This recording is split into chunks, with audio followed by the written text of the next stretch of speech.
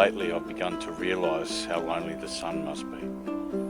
Fully awake when half the world is asleep. Fully awake as the moon blows out candles in Hobart while lovers embrace. Or what else is a night for? To wonder what sleep is when there's a party going on somewhere. Waking up to another newspaper comic strip coloured in yellow pencil by the next generation of grade 3 primary school students in a different hemisphere. At the start of a new year, I feel young again, or at least resolved to feel that way. We had Easter for that once. Now, we wear dark sunglasses to beaches on hot summer days, train our necks to not tilt too far in the direction of the closest bikini. How we cultivate youth like this, lust after it, shave off our chest hair like yesterday's porn star, suck in our stomachs when a pretty girl glides past. Wish back the year we just lived through without knowing.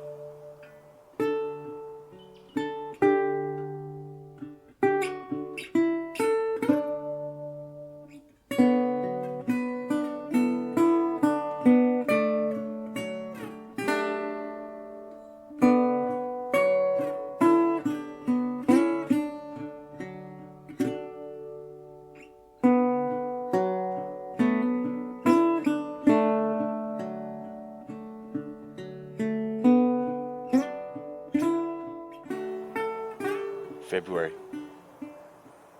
Who is this old man looking down at me with his glasses hanging off his nose? I can never tell if I'm in the line of someone's gaze. Even centre foreground feels like the edge of a canvas. But those two lovers he looks friendly at through grey teeth, almost fatherly, but maybe he's thinking of better days, when babies didn't seem so young, when he wore a bow tie and a convincing smile and opened the door for his partner without being slapped. I turned my back on all of them. The lovers, mesmerised, dancing on the single star mapped out for them since their conception. The old bloke sitting on the lawn holding his cane like a sword, filled with reverie, longing, regret, everything.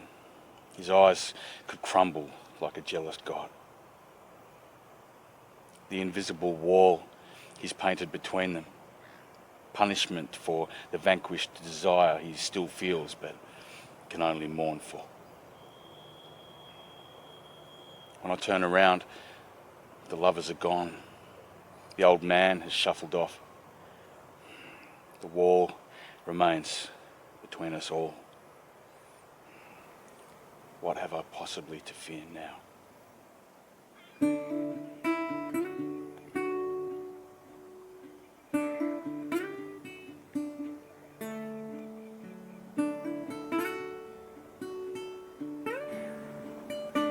March. Mischievous early morning blackbirds dance on the corrugated roof, quicken the tempo of the sleepy waking sun with more efficacy than an alarm clock. Time and some things in this world still don't need setting. Feel their three-pronged rhythms. Sing a song to late summer. Somewhere there might even be a wide-awake star who'll listen, who won't care about the shit stains or the prematurely fallen leaves who took an early mark, left exhausted insects to collapse into the gutter for the prancers to squabble over. Lightning blue sky sends the first shadows of autumn. Angels rehearse deep in the earth, eternally, beautifully young. The songs of our lives in keys we spent our years striving for. Our ancestors hear them higher than their heavens. That lucky old sun.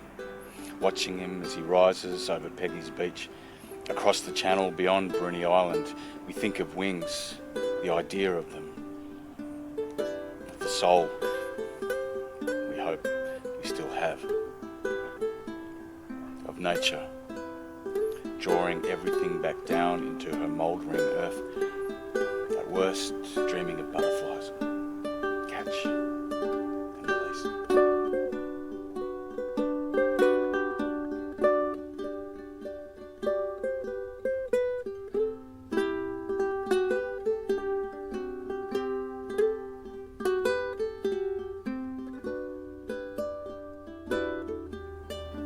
April. No more off-drives and pull shots for 4. Egg-shaped leather balls all over green fields. Cricket like summer, like youth, a distant memory.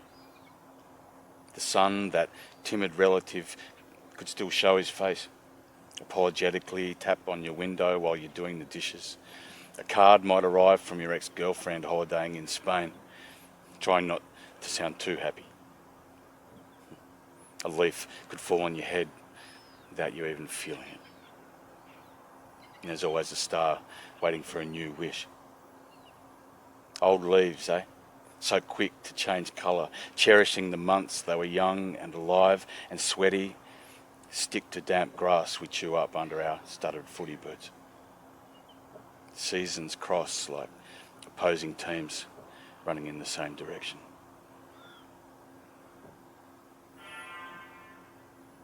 If I ever did feel young, I think it must have felt good. The autumn space between beauty and age, a hummingbird's heartbeat clinging to a tree you once thought was evergreen.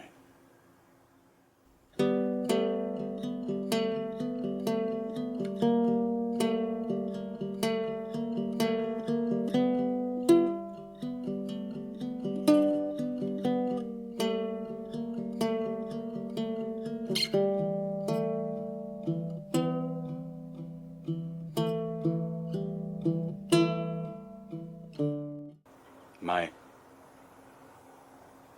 Winter arrives empty-bellied in May. We, frail, already raw, deny the seasons turning, so turn away. Ignore black ice, charcoal skies, sideways sheets of rain screen God's poker face, all wild sea emerald green, what spirits gather, meaning something to sin. Naked neath our shrouds, bare-branched, August paper skin. Summer sends his apologies, laments the dice, his role, going once, going twice, thrice, now 9 months to pay the toll. We who are left lean into the wind, the chill, to each other, heart to climate-changing heart. Wait for a ray of light through a frozen windowsill. Huddle like hopeful lovers, mirrored and apart. Wait for staggering spring. Black-eyed, though, hopeful still. The world did it. Now for the start.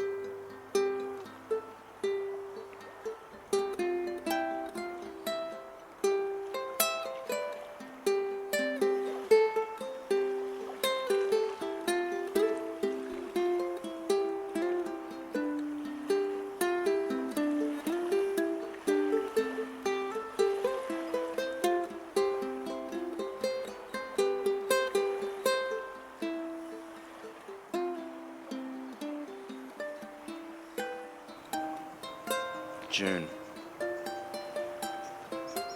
In foreign Electrona streets, the wind comes in hard from the channel, wrestles and wears away at my face. I've lost the habit of smiling, muscles lose memory, leaves turn crisp, pages turn thin, yellow and dog-eared, and I start to forget everything, if anything I held dear, like making choices, now random acts. Winter's anvil grinds away unseen. Pain, suffering are due in secret. Shadowless June hangs heavy like the lifetime I've spent waiting for better weather. Maybe pick up your guitar, friend. It's still there, isn't it? Gotta sound sweeter than the sloshing of truck tires in the gutter. What's left of the map the rain hasn't washed away yet. The howling of night against your window pane. It'll even tune a string for you if you let it. Come alive in time with a fresh bottle. Stifle the storm of the weeping spirits you forgot about. Convince you that skin might be thicker than paper. Give God something to think about. If you look up on a rare clear night, you might even see a star you'd overlooked. And bet your life If your dad fell off his rosy-cheeked path back to 42 Denern between the globe and the Dr. Syntax, he'd flatten the unkempt garden that burdens you so much. Just sell her up, Star. Get yourself a flat or a strata title. Less to worry about. Yeah, mate. Hard to argue. How the fuck did dying make you so wise? What's to lose? A made-up old industrial estate, an empty bottle of whiskey, faceless bodies writhing on a computer screen, a yard of sodden leaves laid to waste who refuse to rake themselves up, a forgotten dream of a road I used to be familiar with, a mournful song I sing perched on a bare branch the wind whistles through.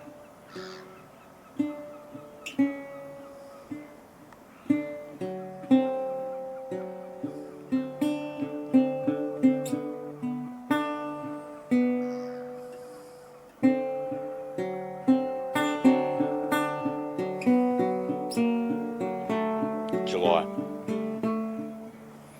Midway Point. The birth canal causeway between coming and going.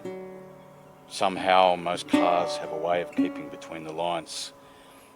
Not like when we were dangerous kids at school with coloured pencils. We'd have all been dead before 5th grade. Not so long ago, home felt like home. Not a messy blur of snapshot gun wounds, the middle of winter or the tail end of a life. Granted, it's a long season in Hobart. Bars close early, empty churches don't close at all. Front steps inviting as an appointment at Mount Sinai. The nearer the top, the weaker the wing. Clouds shift like unsafe hiding places, and thunder and lightning make lily-livered orphans of any old snake and Jacob's ladder. All is rain, silver, metal. The river Derwent agitates, a dirt foam wash above an amber current lurking below. Mothers warn their children to stay dry, and the fathers in the pubs after knock-off fail to see the irony.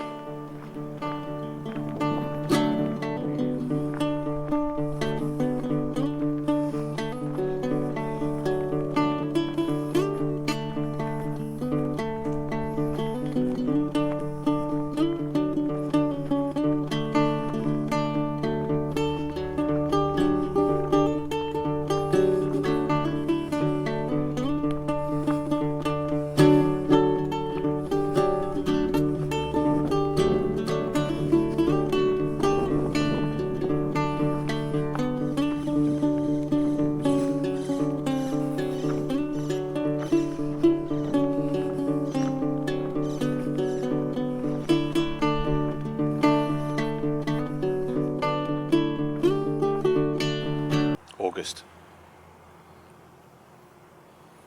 Today the sun is almost strong enough to gift you a new love language to surprise Dad with, just when he thought he'd heard it all. Ha! There were some days, Mum, I'd watch you doze off in the sunroom, looking east out over the river. Behind your eyelids, you could feel the radiant knock on the door of prescient spring, already forming those words that would knock the old bugger off his white cloud, make his heart flutter like it did the day he first laid eyes on you. What a meeting. Yeah, summer days you don't forget. Transfixed by your half smile, and peace, less an aggregation of letters as something meaningful. Calling these things now, surpassing hope, knowing you are together again after a lifetime of love. To be so grateful, I cannot even think of one sad word.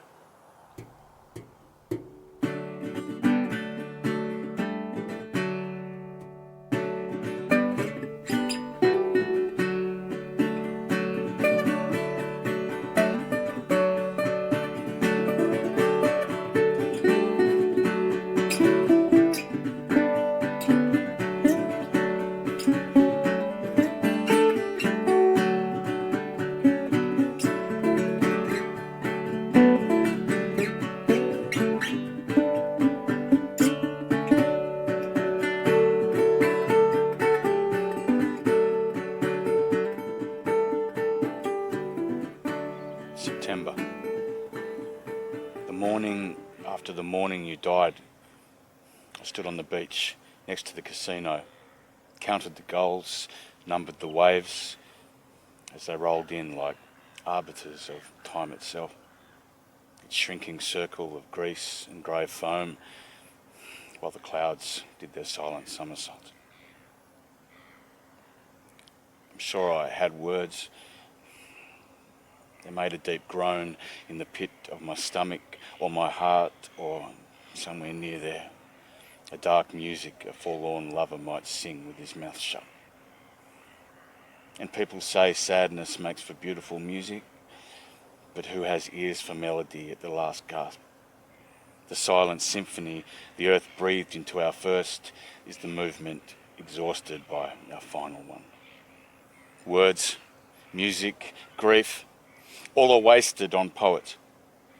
Beauty and love lay in wait, mocking like the God who created us just to leave him floundering on the shore. Receding tide of lives covered in grass.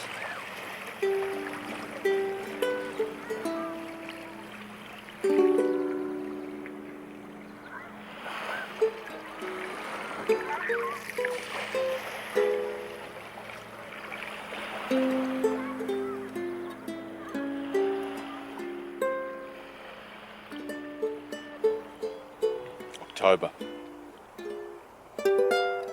September was quite the momentous month. She both came into the world and left it, and already your memory is playing tricks on you. Time, the great and terrible magician. There's a photo of me in her arms at Dunalley Beach with my dad's parents. A smile wide enough to scare away any cloud that wanted to test her out. Every one of them dissolved into her early 40s hunger. I'm older now than she is in that picture. My own breath dissolving like those fairy floss imposters. Each breath I take that disappears had its own time before it expired, and her smile makes me smile when I think how we try to deceive the great deceiver in ways however small. I carry it. I carry her with me like the weather.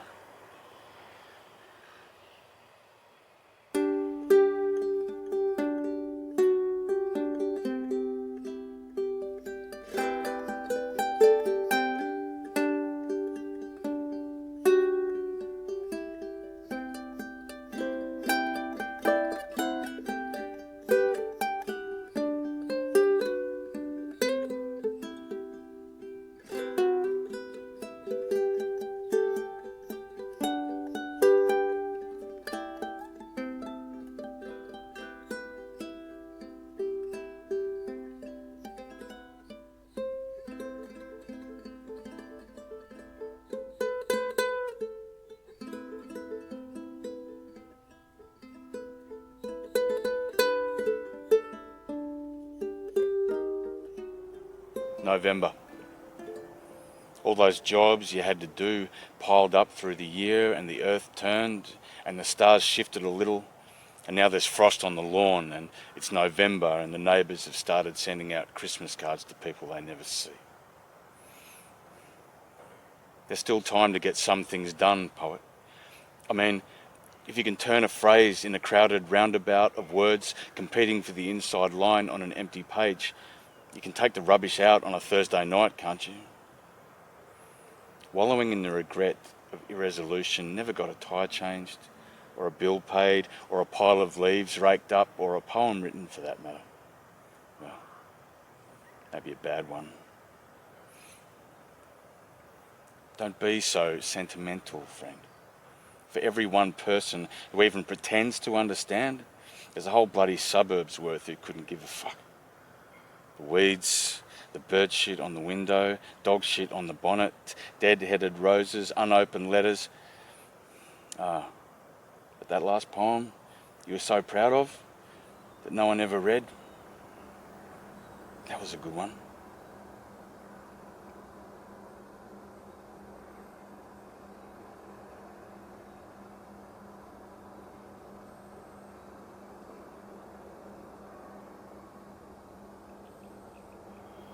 December.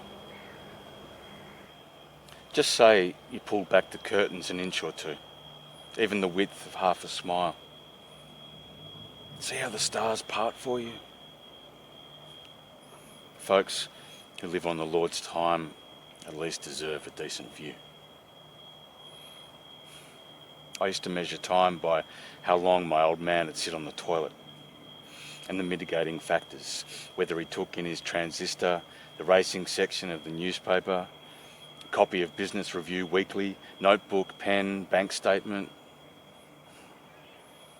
Approaching his age, I begin to wonder if time passes after death at a similar rate it passes as an 8-year-old kid, or if a drive between neighbouring stars takes the eternity the old car ride took to Nan and Pa's place.